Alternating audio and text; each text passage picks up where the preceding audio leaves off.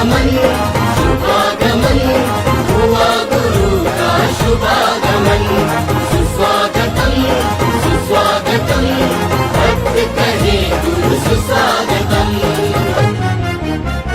बड़े भाग्य से बड़े पुण्य से मिला गुरु का चातुर्मास। बड़े भाग्य से बड़े पुण्य से मिला गुरु का चातुर्मास। वर्षा योग में धर्म की वर्षा रचेगी एक स्वर्णिम इतिहास। तारे आँखों के तारे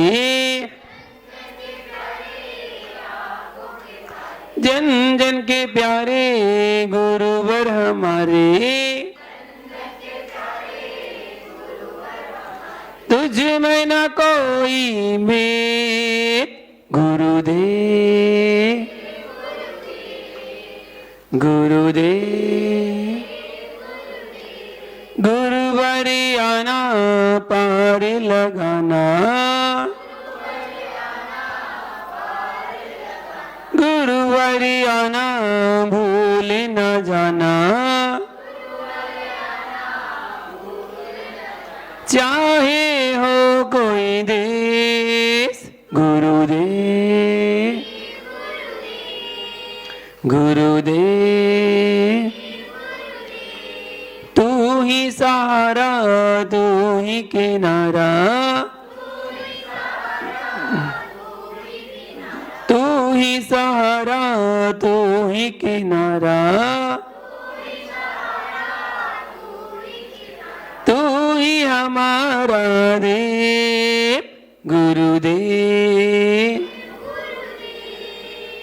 गुरुदेव। तू ही आदि सागर तू ही महावीर कीर्ति। तू ही विमल सागर तू ही सन्मति सागर। तू ही विराग सागर तू ही विशुद्ध सागर। तेरे ही नाम अनेक गुरुदेव गुरुदेव।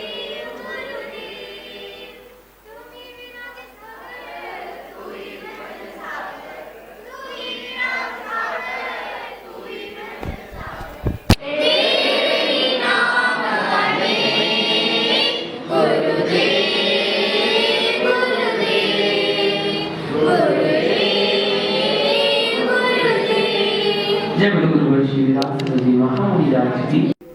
प्रतिक्रम करते हैं भगवान के चरणों में।